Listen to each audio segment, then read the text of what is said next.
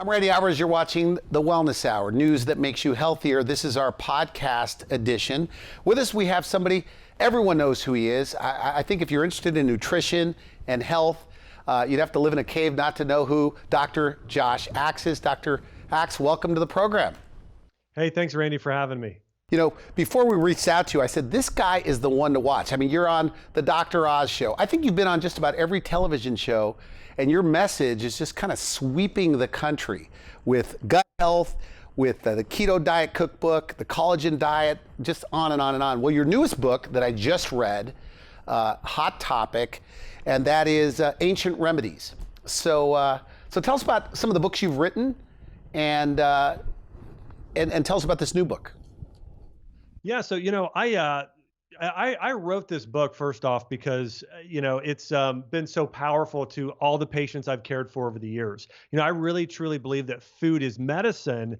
In fact, my mom healed from hypothyroidism, from tumors on her lungs, from life-threatening illness through the principles I cover in this book. And so I cover ancient Chinese herbs. I talk about essential oils. I talk about CBD, all of these ancient superfoods that can help us heal today without using drugs or surgery in most cases. And so Ancient Remedies is really going through how to heal using food, superfoods, herbs and spices, and all of these different things as medicine. And I have authored other books in the past. Keto Diet was one book, and that book was really teaching people how to do keto diet the right way to heal. Authored another book on collagen. I also authored a book on essential oils called Essential Oils Ancient Medicine, where I go through all of the benefits of essential oils.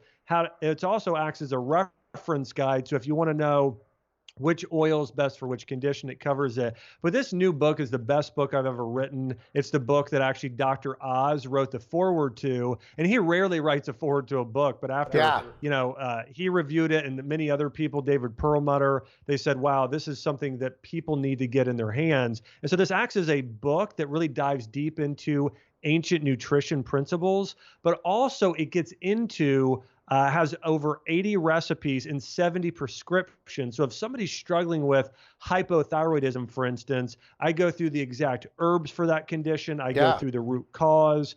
And we do that for over 70 conditions in the Ancient Remedies book. Very nice.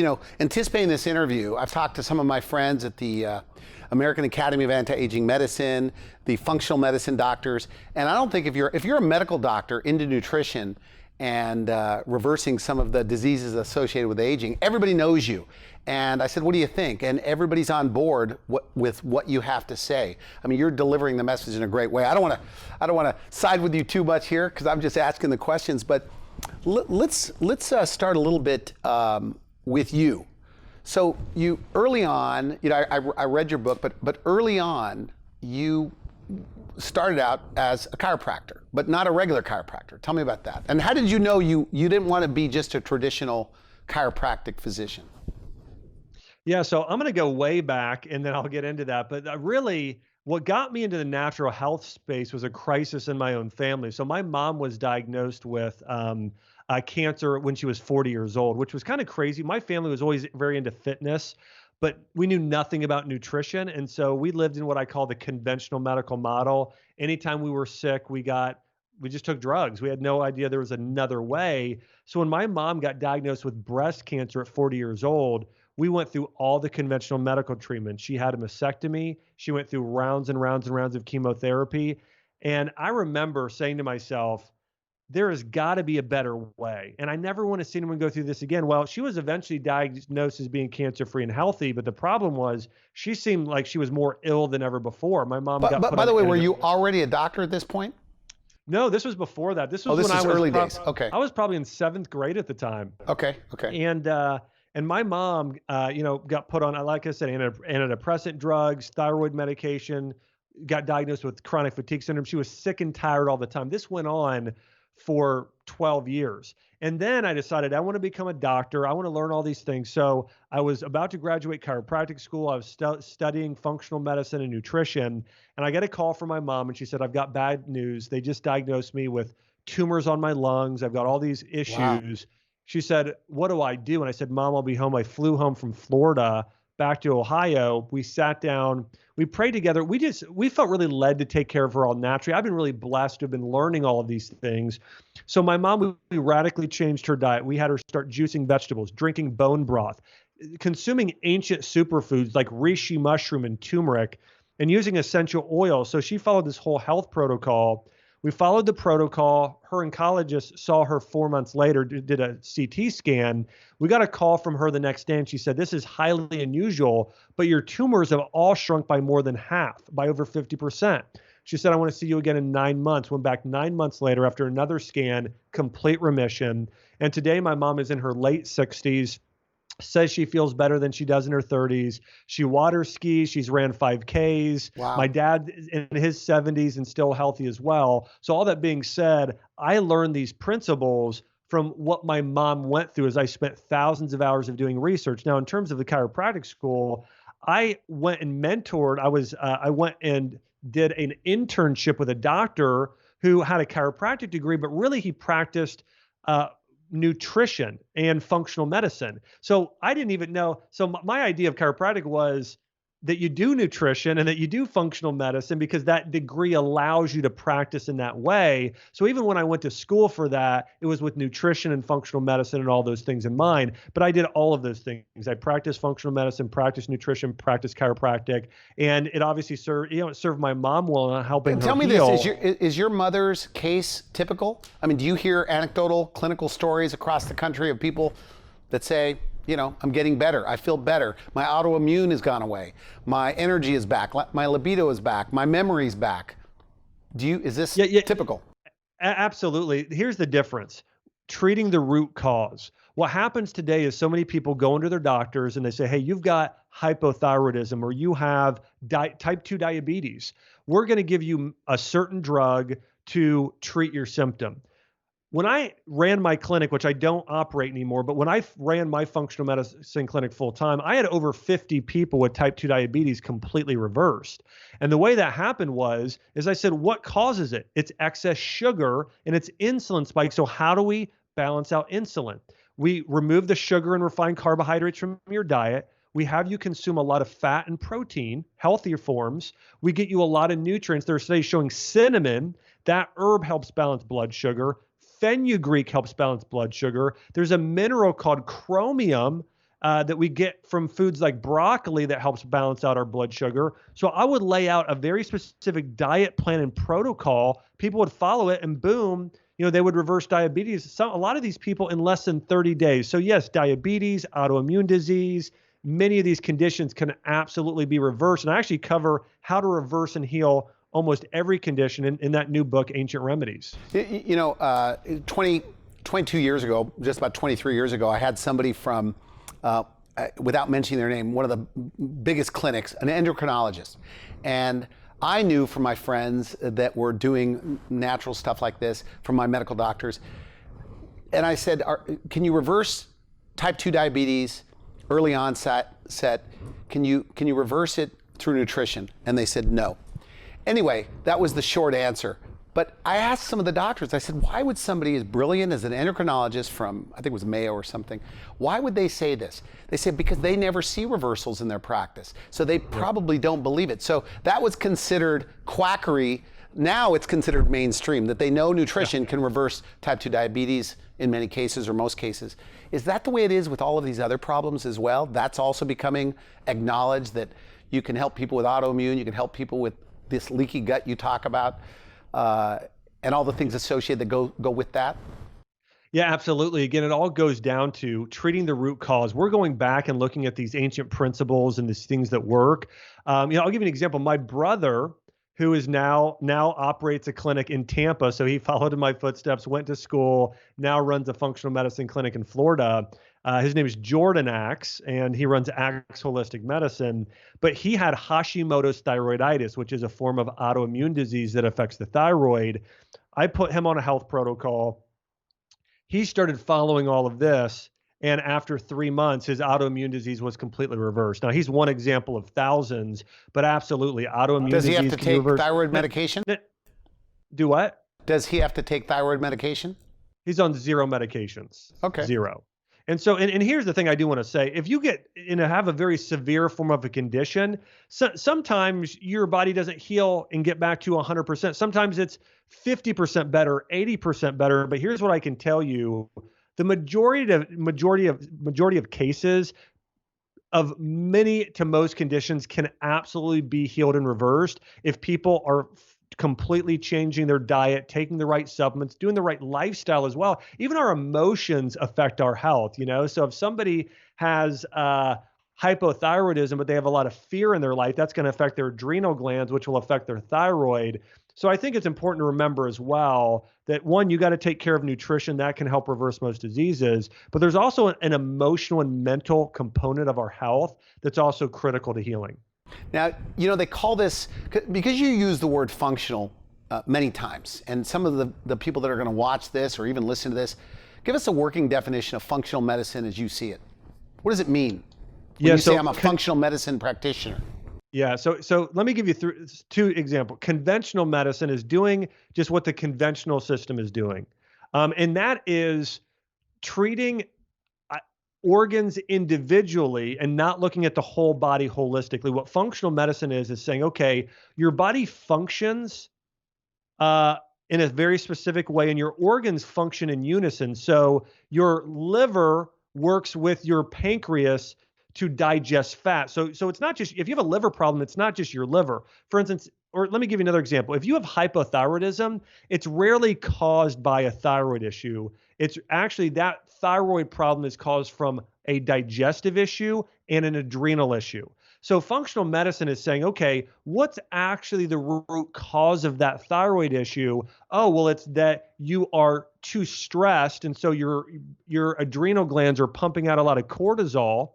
And then that cortisol is affecting your thyroid hormones. So does that make sense? They're looking at functional medicine is we're looking at how all of your organs function together, and we're treating what's actually causing the root cause of that problem. But they get the word functional from supporting the way that your organ systems and changing the way supporting the way they function rather than treating the symptom. And so is the challenge that, you know, people are pretty stubborn, right? A lot of us know what we have to do. We can't do what they know. Do you think your books are a bit of like leverage to get people to see that light at the end of the tunnel, to get them to take action with what they know? Because look, I've been reading nutrition books since 1983. I read your book. I was so inspired. I told you jokingly right before we got on the air, I said, I think, you know, I've, since reading your book, I've have alarming amounts of herbs and oils and things like that. But it really motivated me to go back to the basics. So is that what these books also are for, to help people adopt this? Because it's hard to get people to change their eating. Is that correct? Yeah, absolutely. Well, one of the things I've heard already is people have started checking out Ancient Remedies from the people that have read it so far, as they've said, I actually am surprised how easy this is. And here's why. They said, you give so many food swaps. So like my wife and I had meatballs last night. But we just didn't use traditional breadcrumbs. We got healthy crackers and used organic eggs with our grass-fed beef, and we made healthy meatballs. I had chicken parmesan the night before. I just cooked it up in olive oil and coconut oil and used this gluten-free crust that was made of almond flour and things like that. My wife Chelsea made pumpkin pie over Thanksgiving, and in the crust we used almond flour and coconut flour to make it. We use pumpkin, we use maple syrup as a sweetener. So all that being said, I think it's becoming easier for people because we can still have our favorite recipes, the thing we love. We just need to find different ingredients as part of some of our favorite foods. So I think that's a big part. Also, getting access to these things is so easy right now. Somebody can go on Amazon.com right now and order turmeric or reishi mushroom and have it shipped to their house immediately. And the other thing is, I think that for a lot of people, if they get my book, Ancient Remedies, it's a very detailed plan. So if you're watching this and you have diabetes, I have for over 70 conditions exactly the top 5 supplements in ranking order. So if you only want to take the top 2, you take those. I have the dosage, the time of day to take it. So I think the combination of having a very specific prescription for people laid out, along with these healthy recipes that taste delicious, that are actually really easy to make and get your hands on. I think all of that has allowed a lot more people now to start changing their health. Now, your supplements, it's like there's certain supplements you want to take just for overall good health, for maintenance forever, like a good multivitamin. And then there are supplements to heal certain things that you have. Is that correct? And one thing about this so-called alternative medicine, I think you said something about that in your book, that's really not alternative. Elaborate on that. Yeah, so here's the thing. It's just crazy. It's what the conventional medical establishment likes to call it to make themselves primary. The truth is, our conventional medical system should be the alternative. It should be, listen, like I'll give you an example. If you have, I keep using this example, diabetes, but if you have type 2 diabetes, the first thing you should do is go to a doctor who practices functional medicine, and you should work with them on diet. So they change your diet, they give you supplements, they give you activity, and you do those things. In the 1% of cases, or let's even throw a number out there, let's say 10%. If 10% of those people don't heal, then they go to a conventional doctor, and then you look at putting them on a medication. But why would you want to get put on a synthetic medication that has a side effect? In fact, the most commonly prescribed diabetes drug depletes your body of coenzyme Q10, which actually increases your risk of having a heart attack and stroke. So increases your risk of heart disease if you're on a diabetic drug. It also increases your risk of liver disease. It totally depletes your body of vitamin B12 and then minerals like zinc. And this is all, if you go to... And this is like metformin you're talking about, I think. I think you're talking about metformin. Yeah, but I don't like calling out the exact names, but that is a diabetes drug that would probably have those same side effects. So yes, so again, these diabetic drugs or medications for the thyroid or for hormones or for blood thinners and heart disease, they all leach nutrients from your body. And so our conventional medical system should be the alternative. Changing your diet, eating healthier should be the first thing you do. Now our medical system has not been around for very long. How long? 180 years maximum, and that's me being really generous. I mean, it's probably more like the past 80 years, but I'll say it's closer to, in terms of closer to 180 years. These ancient forms of medicine have been around for nearly 4,000 years. If you look at TCM, traditional Chinese medicine, if you look at Ayurvedic medicine, if you look at Greek medicine, all these forms of medicine have been around thousands of years. Now, TCM, traditional Chinese medicine, which is a big part of what's used in Japan today. By the way, Japan has the longest lifespan of any country in the world. This is the sort of medicine that a lot of the practitioners practice. They have the longest lifespan in the world. This form of medicine is over 4,000 years old. And it is a form of medicine that does nutrition first, works on lowering stress. They'll do certain treatments, sometimes like acupuncture or recommending exercises like yoga, all these things. But it's very effective because it's treating the root cause of the disease in the whole person. But again, the thing is, people are like, well, there's no evidence. The evidence today for conventional medicine is funded by pharmaceutical companies, which are profiting off of synthetic drugs they're making. These ancient forms of medicine were just practitioners that just loved people. They felt gifted at something. They wanted to help people get healthy. And by the way, ancient forms of medicine like traditional Chinese medicine, the proof is that they have done millions of individual case studies proving that what they do works. It's not a double-blind study by some university that's paid by a pharmaceutical company, but it's a case study on an individual. In your book, you're quoting, I think you said, let your food be your medicine and your medicine be your food. Who said that? Hippocrates. Okay. He was kind of like a Greek the grandfather. physician. Yeah, so here's a crazy thing, Randy, is that Hippocrates is known as the father of Western medicine.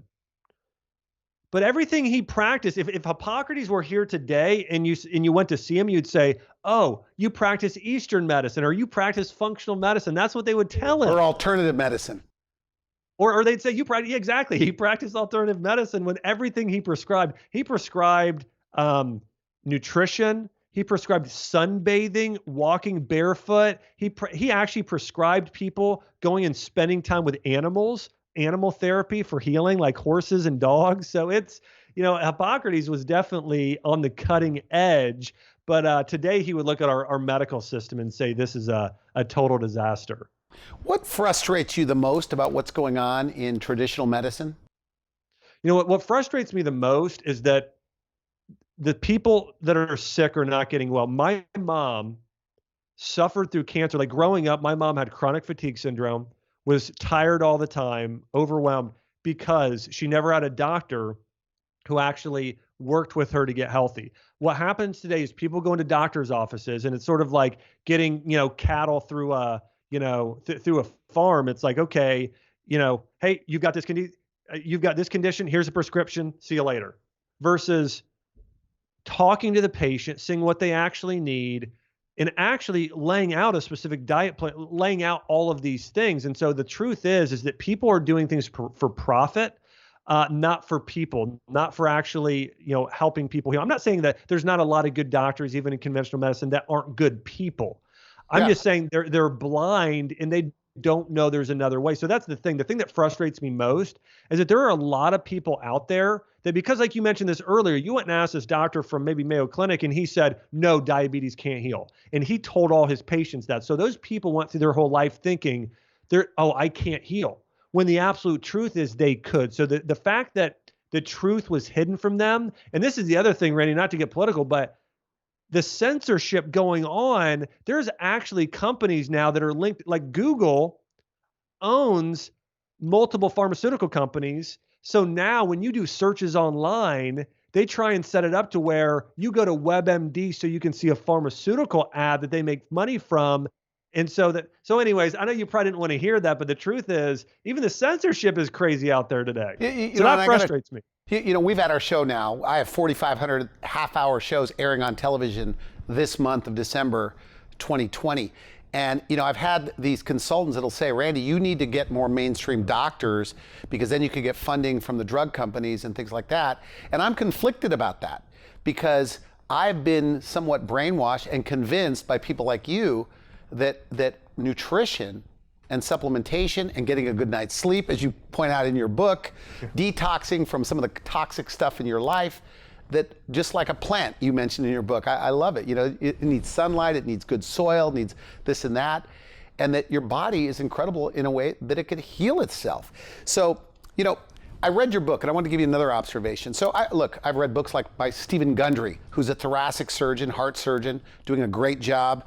The End of Alzheimer's by Bredesen, talking about how to reverse Alzheimer's. Everything in your book is in alignment with what they're saying. I saw the only difference, what I thought you did a great job, is you really gave us a step-by-step on how to implement in your life right away, which is very nice. Yeah. So this is not, the so-called mainstream guys, the biggest names in medicine agree with this. And I think what you've done a great job is really laying it out so the average person can do it and get it started. Also, your business. It's in every, like all the health food stores. What's it called? Ancient Nutrition? Yeah, so I co-own a supplement company. It was founded by myself and Jordan Rubin, and we create the world's healthiest superfoods and supplements. And so we have, the world's greatest collagen, in my opinion. So it's a multi-collagen protein. We do probiotics, a really unique form that's what I believe the most powerful. We do turmeric, we do ashwagandha, we do multivitamins. Our multivitamins are food-based, so they've got foods in them. So we create supplements that where we're really focused on absorption. The thing is, a lot of people eat things today and they don't absorb them very well. These are the most highly absorbable supplements and superfoods, in my opinion, that you can take in powder form, capsule form. But yeah, I co-founded a supplement company, and our products are in Whole Foods Market, Sprouts, Vitamin Shop, on Amazon.com. They're all over. So you can search online Ancient Nutrition Supplements or Dr. Axe Ancient Nutrition if people do want to learn more about our supplements. Collagen, it's a hot topic right now. Is all collagen the same you see on the shelves? Because look, I was in Lazy Acres here in San Diego, and I'm like everybody else with our head tilted. We're looking at what's there, and I see your stuff there. And, you know, obviously most people will pick the trusted brand, the so-called brand maybe they've heard of before. Now, with collagen, what's the big benefit? You know, they say skin, hair, nails, things like that. I've started to take it. I'm 1 month into it, and of course, I don't know if it's a placebo or not, but I feel like my skin is better than ever. People are starting to compliment me on my skin. So you tell me. Yeah. So, yeah, Randy, great question. So here's the thing about collagen. And by the way, when I say this about collagen, I actually believe it's one of the top 2 or 3 supplements people should take. I would put it up there with probiotics and a multivitamin. I think it is essential. Here's why: it's a macronutrient. So you have micronutrients like vitamins, but you have macronutrients like fat, protein, and carbs. If you had 0 fat in your diet, actually would cause nerve degeneration. Your brain would shrink. Your cells would start to die. Like, you need fat in your diet. You need protein in your diet to build muscles, to have energy, for all these things. Collagen is a type of a protein that makes up 1/3 of all of the protein in your body. So you mentioned this, but collagen makes up your skin, hair, nails, bones, discs, ligaments, tendons, fascia, connective tissue, gut lining. All of those areas are made up of collagen. So again, your bones, your gut, all those areas are made up of it. If you're not getting collagen in your diet, your body has to make it itself, and it's very hard to do that, or it's harder for it to do that. So, you know, everybody should be getting collagen in their diet. Our ancestors got it by drinking bone broth. Okay. So bone broth is nature's collagen supplement. Okay. So you can get it by drinking bone broth, but an alternative to bone broth is taking a collagen supplement. When buying a collagen supplement, you want to buy a collagen supplement that has multiple types of collagen, because different types of collagen make up different areas of your body. Type 1 and 3 collagen make up your skin, hair, nails, and bones, where type 2 collagen makes up all of your joints and connective tissue. So you want to get, so look, when you're buying collagen, it should say multi, just like a multivitamin, multi-collagen protein. And you also want to look at the source. Like, we have grass-fed on our labels. Grass-fed is really important, and also other nutrients in a collagen formula that support your body in creating collagen, like vitamin C and probiotics. So is this idea, by the way, you know, when you look historically, you know, a couple 500 years ago or whatever, is that we were eating like more of the skin on the animals, or more of the animal. And the parts of the animal, because I guess, you know, food wasn't so plentiful. You had the whole animal, they say, from what, hoof, or the nose to the tail. Nose to tail. Yeah. And there's a lot of collagen that I guess we're missing in our modern diet. You know, we're not eating much skin on things like we used to. Is this one of those kind of so-called biohacks, or way to, instead of eating all that skin and all that, you know, from nose to tail, where you can just get it in a scooper? Exactly. So like, our collagen supplements are actually made from the skin of wild caught animals, like wild caught fish, grass-fed beef, pastured chickens. So we actually get it from those areas, or we get it from making bone broth and just pulling the water out and having bone broth in powder form. So when you're taking our collagen supplement, it's actually more of a food. Like, you're just getting it in a powder form that's either non-flavored or vanilla or chocolate. You can add it to a smoothie, but you're right. It is that way of getting that superfood into your diet in a powder form. But unfortunately, a lot of companies out there that create collagen, they get it from the hooves and bones of animals, which is a inferior form of collagen. You want to make sure you're getting the right type of collagen, which comes from the skin or the broth, instead of the bones and the hooves. You know, in the world of supplementation, and I don't pretend to know anywhere close to you, but it seems that, like, for example, in your book, you talk about, for memory, let's say Ginkgo Biloba as one of the things. But I guess in an unregulated industry, there's the flower, there's the leaves, there's the roots, there's the stem. It's like, so I guess you have to really be careful, like, what part of the plant has the active ingredient that's supposed to help your memory. Would you say that your supplements have the the right part of the plant to do it, and it's processed in a way? Absolutely. Well, here's the other thing: is myself and my founder, I'm one of the only people that have founded a supplement company that is a doctor. So like, I've studied this my whole life, And so all of our products are essentially, they're doctor formulated. I've done all of this research. So every product we have is following those ancient principles, hence our name, Ancient Nutrition. But we have gone and we find the active compound in the plant that was used historically, and we extract it in the historical manner, whether it be through essentially creating a tea or so anyways, but yes, those things are very important. Now with ginkgo, you should use the leaf, of course. And but it's but yes, and unfortunately, let me give you an example of this. We have a superfood powder that has greens in it. Okay, it's like has spirulina, chlorella, has juices from wheatgrass and carrot juice and beet juice, and we actually do those foods we take the vegetable juice and turn it into a powder. A lot of other companies just grind up carrots and wheatgrass and put that in a powder and then sell it. But it's very hard, almost impossible to actually digest grasses if they're not juiced. So that's what I mentioned earlier is what's so different about our supplement company is that we actually make it to where it's in the easiest form to digest. It's one of the biggest things that makes us so different. But yeah, there's a lot of companies out there cutting corners and you're getting in an inferior product. Now, let me ask about you for a second. Like, what do you do in the morning and what do you do for fun? How does your day start? When do you eat? What time do you eat? When do you exercise? Give me a little bit about that. Yeah, I usually get up around 6:30 a.m. or so. And the first thing I do is I actually do a spiritual triathlon. And so I really work on my spiritual health first. I spend time in a practice of gratitude, saying what I'm grateful for, spend time reading my Bible, and then I spend time in prayer meditation. So I do that for, 30 minutes in the morning. And then I tend to do breakfast. Every breakfast I do a superfood smoothie, 3 main ingredients. I do berries like blueberries. I do a scoop of collagen, and I do a healthy fat like coconut milk. Okay. And I'll throw some other stuff in there, sometimes greens or cinnamon or other things, but I do that smoothie every morning. And then what I tend to do is I tend to get a workout in. Okay. I tend to go and work out quick for, 5 days a week. I'll work out, and I might do 30 minutes some days, an hour another. And then what I'll do is what are you doing, by the way? Are you lifting weights? Are you doing cardio? What are you doing? I do a combination. I actually do a combination. I tend to do weights 3 days a week, and then 2 days a week I'll do maybe Peloton. We have a Peloton at home, my wife and I. So we'll do a spin bike or something like that, So that's, or maybe we'll go on a hike, outdoors. So we'll do something like that activity. And then what I do is I tend to work a little bit. I'll eat lunch. I'll work a little while longer. What's your lunch? I want to hear that lunch again. Okay, so you basically had about liquid until noon. Yeah, so I'll share what I did for lunch today was leftovers that my wife made last night, and it was meatballs that were made from grass-fed beef.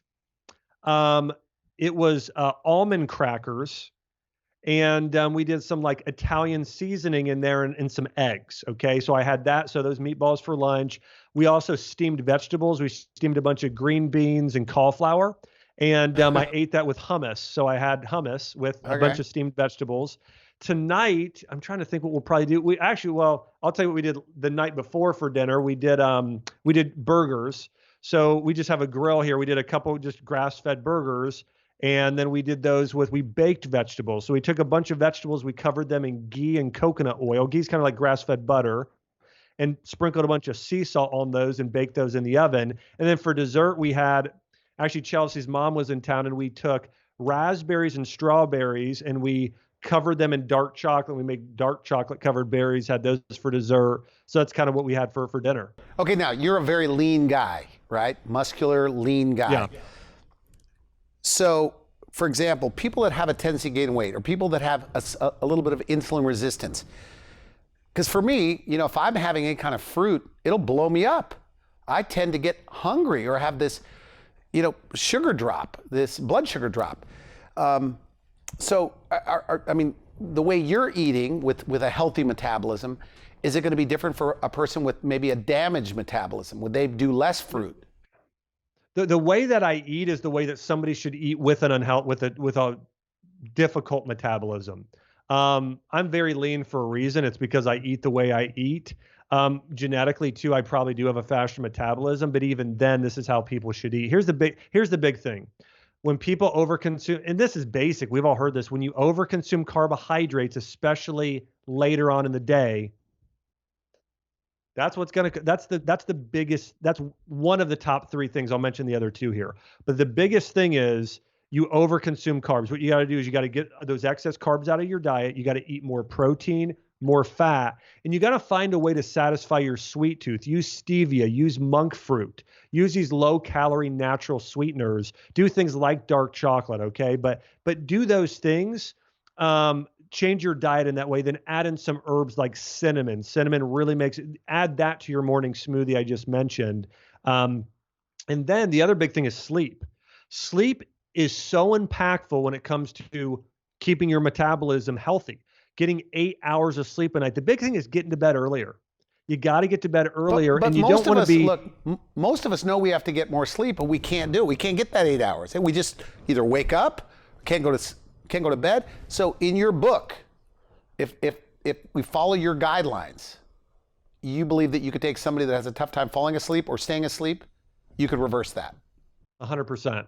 Yeah, I have a guide in there for insomnia. I have a guide in there for getting more sleep. Let me share a few things I do, but I actually get even more advanced in the book.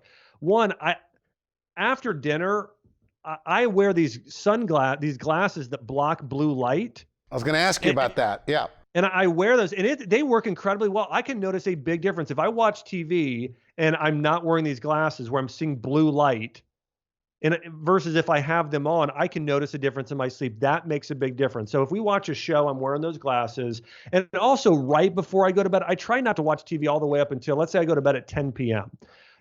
I from 9 to 10, I try and read instead or listen to an audio book. So I listen to things or read a book instead of watch something with blue light before bed. That's one thing.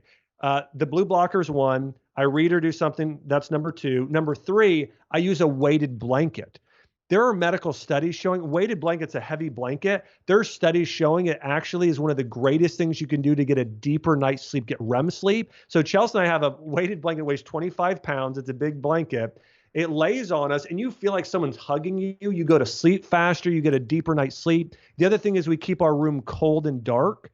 And another big thing is just journaling for 3 minutes of just saying, what's on your mind, writing a little bit. And I go through the supplements in the book. CBD oil can be so effective for some people. Magnesium, so effective for others. Lavender essential oil. Anyways, I could get into more detail, but I go through how to get a really good deep night's sleep in the book. Can you tell me about this weighted blanket? Because yeah. So if it's ancient remedies, is there any history of people sleeping on big giant, or heavy things on them? Or is this one of those things that was figured out later? Well, so, I think there's a couple things to consider. And is there a theory on the mechanism of why this works? There definitely is. There is a theory. So one thing I'll say this, our ancient ancestors were grounding all day. So they were walking around on the ground, and that alone, and the fact that the sun was setting, if they were using something, it was a candle. They're not having all of these interferences we are today. So they were going to sleep just fine, not having these same issues.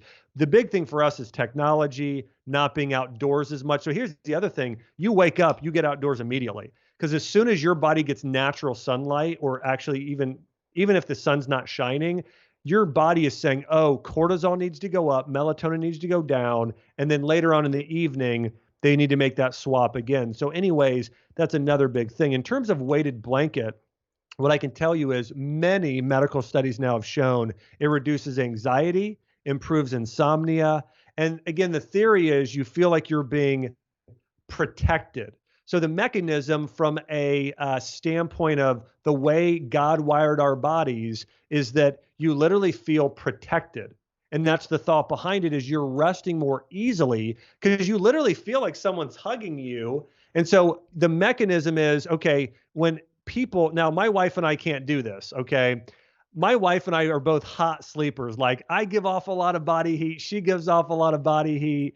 And so anyways, we're like at night, I'm like, don't touch, like, hey, let's keep our, like, I don't, so all that being said, but if you have a person and you feel endangered psychologically and you have somebody you're sleeping with come around and hug you and they're putting some weight on you, you feel protected.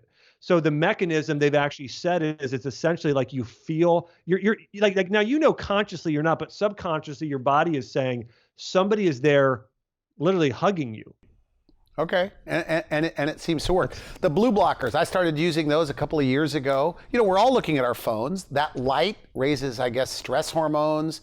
It blunts the production of melatonin, so you don't sleep very well. For me, it was a miracle. Literally put them on, slept that first night. I said, okay, that's a placebo. Then the next night, did it again. And now I'm in fear, so I own 3 pairs because I lose them all the time.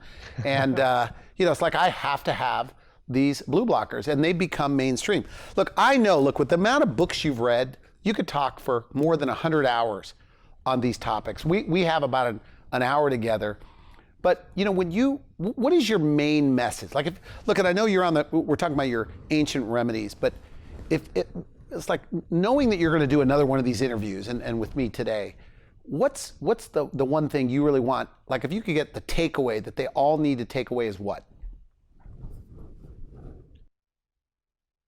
Food is medicine.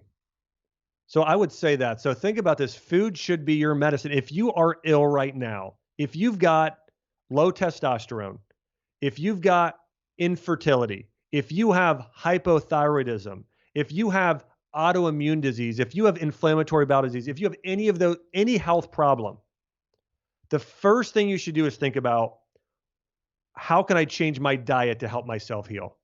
That's the first thing we should do. And that is getting to the root cause of the disease for so many people. So I would say that's the first thing to start. Let me just say this. If you're struggling with a health problem right now, just change breakfast. Think about this. If you just change your breakfast, you're changing 1/3 of your diet. That's a great change. So if you've heard all this information, you're like, man, this is a lot of stuff. Just change your breakfast. Do this. Just start doing that smoothie I talked about. 3 ingredients. Collagen, fruit of some sort, berries ideally. So collagen, fruit, and either coconut milk or almond milk. Throw those in a blender and drink it. Do that for your breakfast. So I would just say start using food as your medicine. I think that's the biggest thing people could start doing right now. It's interesting. I have a friend, very successful guy, and he's in Orange County, California, and he's feeling lousy, lethargic, thinks I'm nuts even to consider that maybe he should change his diet. He goes to this doctor, and this was a couple days ago. Comes back and he's bragging about, oh, this guy's really good. I mean, he's the top doctor in Orange County, blah, blah, blah. I go, did he ever ask you what you were eating? He goes, no.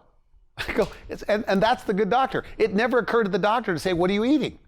I mean, it's very interesting. And so I've been kind of doing that to people. One of the integrative functional medicine doctors said, ask around when they go to the doctor if the doctor ever asked, what are you eating? And maybe because they don't teach much in nutrition. I mean, if your doctor's over 40 years old, they pretty much didn't teach nutrition in medical school. Is that true? Well, it's 100% true here. And I'm going to say a few things. One of these is a very, I think powerful statement or thought. But when you look at something like that, that is so sad to me. But listen, doctors, if they're not prescribing nutrition, they're not up on the latest medical research. They're not following the latest medical research. If you look at the latest medical research, there is so many studies proving that diet and herbs like turmeric and vitamin D and all of these things impact your health in such a big way. So any doctor that's not prescribing nutrition, they have not educated themselves recently, and they're not up on the latest medical research, and therefore they're not the best doctor. I can tell you that right now. Here's the other thing. I took an oath as a doctor, as do medical doctors and other doctors. And it's called the Hippocrates, right? The Hippocrates, or the Hippocratic Oath, and it is first do no harm. Every medication does harm in a way, okay? Now, for some people, in certain situations, they can save a life. Certain people, it treats a symptom. Every one of them pull and leach vitamins and nutrients out of your body. They do harm. So to first do no harm, the first thing you should do is prescribe or do something that helps the body and wouldn't harm it. Nutrition never hurts. It always helps the body, helps it heal, exercise, sleeping more, lifestyle adjustments. So the problem is all of these doctors are also breaking the primary oath they take when they become a doctor. And I think that's one of the things. Unknowingly, probably unknowingly. Would you say unknowingly breaking? I would say unknowingly. and I want to say this too, I don't think a lot of them are bad people. I do think it's because they don't know. Okay. What do you think of intermittent fasting? Big deal these days. Everybody's talking about it. Most people are doing it. What do you think? I think intermittent fasting is fantastic. In fact, Hippocrates prescribed and recommended intermittent fasting or different forms of fasting. So intermittent fasting is where you eat in a time block. So maybe it's you only eat between the hours of 12 and 6, okay, during the day. So essentially your body is fasting for 18 hours and So you're your really last meal, digesting food. so your last meal at 6 p.m. and then you don't eat again until like 8 Lunch. a.m. 8 a.m. or lunch the next day.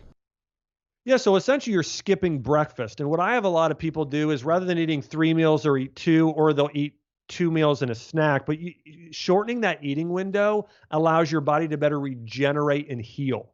And so, maybe you're just having some tea and water for breakfast, and then you eat your first meal at noon. But there are many, many recent medical studies that have shown what it does is it helps your digestive system regenerate and heal. It helps with heart health, hormonal health, all kinds of things. And so intermittent, here's how this works. It's actually a misconception that foods heal you. Foods do not heal you. The body heals itself, okay? So fasting has been done for thousands of years. It's referenced in the Bible. It's referenced in different world religions. It's used in ancient forms of medicine. What fasting does, so like when you're digesting food, your body is working and it's not healing itself then. When your body isn't eating, those hours when it's not having to digest, it's regenerating and creating new digestive lining and tissue. It's actually healing itself. So when you fast, you allow your body to better heal itself and repair itself.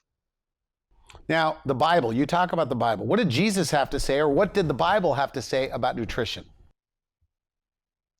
Well, going back to, let's go ahead and start in the book of Exodus in the Old Testament. That really goes through a lot of food laws where God says, hey, do not consume some of these foods that are bottom feeders, animals that hold parasites like pigs, or eating shellfish like shrimp. We know even today from the medical science, those are the dirtiest animals out there. So he said, hey, be mindful of what you eat, mindful of what you put on your bodies based on what they had available to those people in that time. If we're talking about context, he gave them perfect dietary recommendations on what they should be eating and what they should be doing. Come along later, Jesus said, your body is a temple. Honor God with your body. So Jesus was a little bit more broad about it. He let people think for themselves, but he said, hey, honor God, your body is a temple. We know today, right? Fast food is not good for us. We know today that processed food and things that aren't food that we eat, those are not good for us. We know vegetables are good.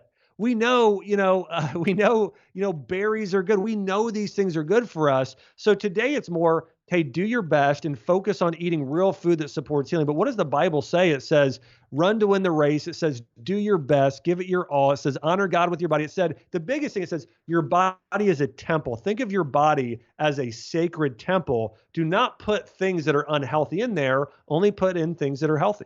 So, back to those times. Let's say it was 2,000 or 4,000 years ago. It was hard to eat bad back then, right? Everything was organic. You had great water. The plants. There wasn't any bread or wheat really coming onto the scene yet. So it's kind of easy. So would you call this like with all of your books, it's the human diet? This is the way we were designed to eat. And when you eat the way we were designed to eat, the disease or the so-called disease states go away? Yeah, I mean, you could call it the diet. Yeah, the human diet. This is the diet that humans were created to eat. So, absolutely. I do want to say this. An important thing I hit on my book is that there's no one perfect diet for everyone. We have the keto diet today. We have intermittent fasting today. We have the Mediterranean diet. We have all these, Dr. Gundry's diet. We have all these different diets. According to ancient Chinese medicine, based on your unique makeup, certain people should eat differently. And so I do want to say this, if you're watching this and you've ever had a diet that worked for a friend, but you try it and it doesn't work for you in the same way, that's because your body is unique. And I think in the future, Randy, we're going to see a lot more personalized medicine where people are eating based on their own needs. So for instance, in Chinese medicine, they have what are called 5 types, okay? 5 types. You know how we take personality profiles today, like Enneagram or DISC profile? Well, they did that back then for your personality, but also for the way you should be eating. In Ayurveda, they're called the doshas. But Chinese medicine has 5 types. So my body type, they called it a wood element, which essentially means my emotionally, when I come into conflict, I deal with frustration, and my liver and gallbladder does more work for me than my other organ systems. Based on that, I need to eat foods that are more green, more vegetables, more sour foods. If somebody tends to be overweight and put on weight very easily, in Chinese medicine, those people need to eat a lot of orange foods like pumpkin, butternut squash, grass-fed beef, take more herbs like cinnamon. And so based on your body type, you should eat more of certain foods and less of others. Like for instance, some people do great on a keto diet. Some people do terrible. It's really bad for them. So somebody that does well on a keto diet in Chinese medicine would be known as the fire type, which means those are people that are passionate. They tend to have more red toned skin. They're very dramatic or passionate people, you know? So those people do well on a keto diet. Whereas somebody like by the way, you outline this in your book. Like you you read, okay, this applies to me, and I like this. Anyway, sorry for interrupting. Keep going. No, but you're 100% right. In my new book, Ancient Remedies, I go through, there's actually a quiz where you can find out which ancient diet type is right for you. And then there's a whole guide to these fruits are best for you, these vegetables. And you may notice that for some people, it's like, they may wonder, why do I not do well with this particular nut or this certain food? And I have this. It's because you're uniquely wired, and everybody needs to be eating based on their unique body type. Okay, tell me about the newest diet fad that didn't exist, I guess, in historically, being a vegan. You know, there's never been a tribe, never been a society, never been a culture that have been vegans. And so it's fairly new, according to some of the experts. So what are your thoughts there? You know, do you think, I mean, the plant-based, but still a little bit of protein meat from, you know, I need to know your thoughts on this. Yeah. So again, part of this is due to your personalized diet. Some people do better with more meat than others, but I really believe that almost everybody should be doing some form of meat and broth. You know, I've worked with thousands of patients over the years, and I've worked with quite a few vegans, and it is rare for them not to have a deficiency. It's very, very hard. They tend to be an amino acid deficiency in protein, tends to be a collagen deficiency, tends to be a deficiency in certain fats like EPA and DHA. So in deficiencies of nutrients like vitamin B12. So that being said, you know, yes, I do think even ancient Chinese medicine and Ayurveda, people consumed meat. Now, the amount you eat really depends upon the person. Some people's body does better with very little meat. Some people do better with more meat. It just really depends on your body type. But I believe almost everybody should be getting collagen and getting some sort of meat product on a weekly basis. So Dr. Josh Axe, so when you say plant-based, if you use that term, it's just you're eating more plants than you are the meat protein. Yeah, there are different definitions. So you're eating just smaller amounts. If somebody said, go ahead.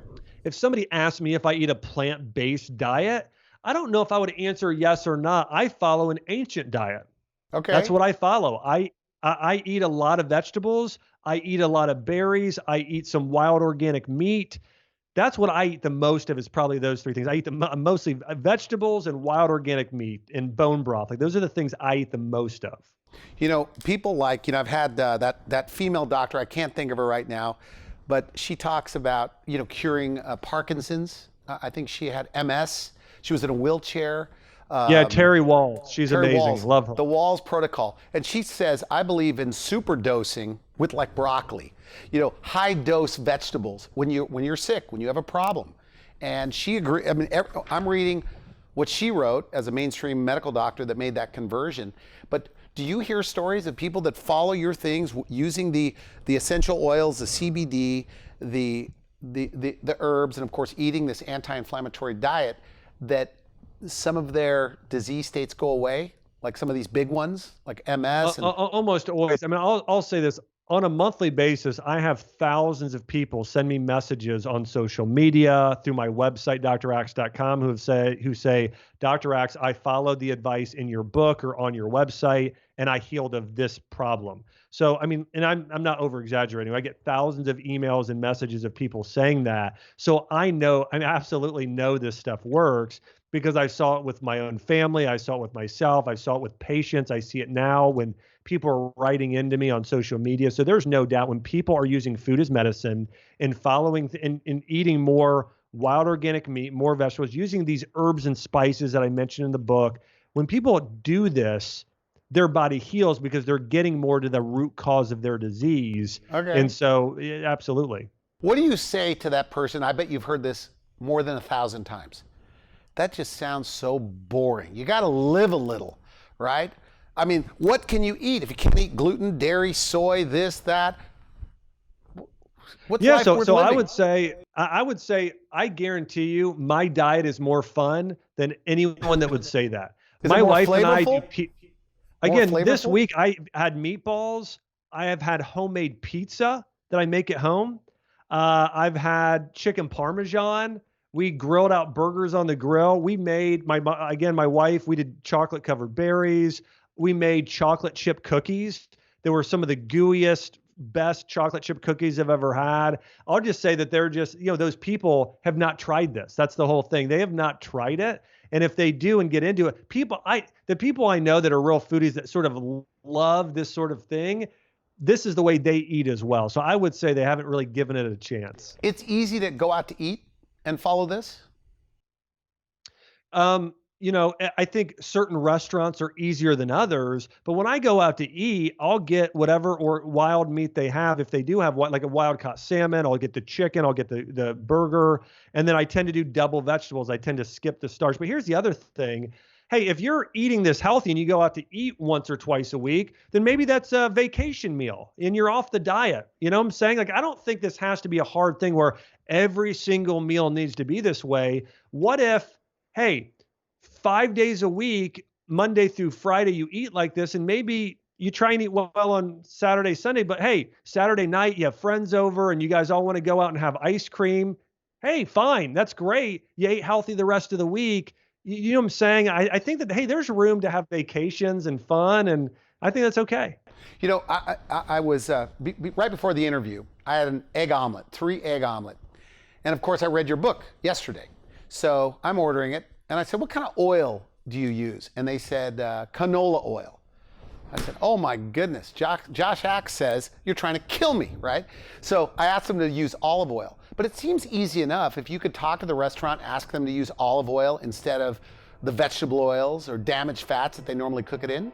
To me, it seems somewhat easy to go out to eat. I mean, if you had to have a chicken Caesar in a pinch without croutons. Yeah, I think when you're eating out, you just do your best. But there are times when Chelsea and I eat out where I ask and I say, hey, can you use olive oil or butter instead? I absolutely do that. Do the waiters and waitresses, they see you coming in, what do they do? Well, let me say this, Randy. 15 years ago, they did that. Today, it's a lot less. Today, people asking for dietary changes, it's really common in restaurants. So I actually think a lot of restaurants are very accommodating today. So what's next for you? What's on the horizon?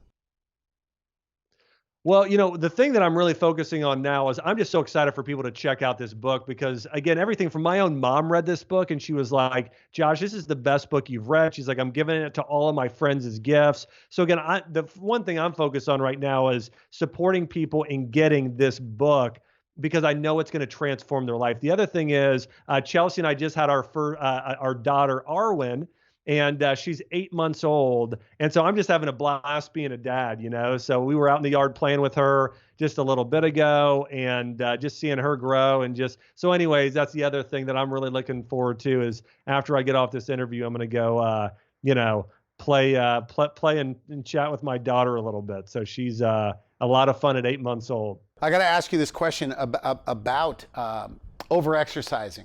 Do you think many people are over-exercising? Do I think many are overexercising? No, but do I think some? For sure. I think it's more frequently, and let's say like a CrossFit group or something like that, or somebody who's marathon training. I think those people are probably doing too much. But there, there are people at home workouts. I think it's easier to overtrain doing interval training and cardio than it is weight training. So I think if somebody's doing a balance of weight training and cardio and doing a little yoga during the week and having more balance there, I think it's pretty hard to overtrain. But I think if somebody's just doing like a lot of long runs like marathons or CrossFit every day for 2-hour workouts, then yeah, absolutely can overtrain. But do I think most people? I think most people are undertraining for sure, but there is a small group of people that are probably overtraining. Do you find yourself a little more censored today than you were 15 years ago when you weren't a household name? I mean, because you're a target. You're doing, probably more than $100 million a year in business and things like that. So even on this show, I think you're being a little bit conservative here or careful with what you're saying on some of the things. But do you find yourself having to be a little careful? And would you love to just tell it like it really is? I don't want to put words in your mouth. Well, is censorship the thing that I think like is making claims, in other words, for certain the things? saddest? Let me tell you a quick story. So I went on a mission trip to China to serve just some people in need. This was about 13 years ago, and I remember being over in China and thinking, I cannot believe there's a country like that. I cannot believe that the internet is censored. I paid for kids to come over here and get an education, and so they could come over here and get away from stuff. But anyway, that being said, I could not believe the censorship. Today, the censorship that's happening on social media, on Facebook, on Twitter, on Google, on YouTube, it's unbelievable. So am I afraid of? I have no fear, because I know that God works out all things for good. So I'm not worried about that. But does it concern me that people don't have access to the truth because of censorship? Yes, it concerns me, and it breaks my heart. Again, my mom didn't have access to truth, and so she suffered so much of her life. People do not have access to the full truth anymore. So if you want to talk about something that really riles me up or upsets me or breaks my heart, it does break my heart. Can I say less than I would like to? Absolutely. I absolutely can say less. Do you look at supplements on the shelf every once in a while and just go, I can't believe this? Like the poor ingredients that are in there? Yeah, it happens. In some of the top brands? Yeah. I think there are some brands, again, that are fantastic and amazing. And I do think there are some that are cutting corners, and what they're putting in there is synthetic, and the body won't even utilize it. So I absolutely do. Final question. Somebody watching this or listening to this, and let's say they're maybe they're 40 pounds overweight, their ambition is low, they're kind of in a rut. If they get this book, Ancient Remedies, follow the meal plans that you've outlined, take the supplements that you're talking about, how long do they have to stick with it before they see a dramatic difference in their life?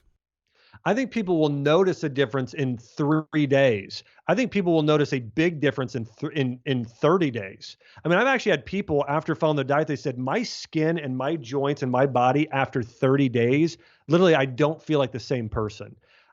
So like, I'll give you an example. I had somebody who followed the health plan in this book, and quite a few people that had lost about 15 to 20 pounds in 30 days. So I've seen people in 30 days radically change their body. So it's going to be very quickly.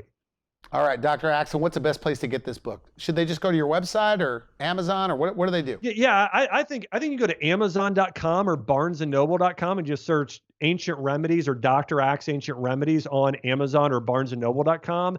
You could run out to your local bookstore, but I would say just go online. Amazon or Barnes and Noble, probably the fastest and easiest way to get it.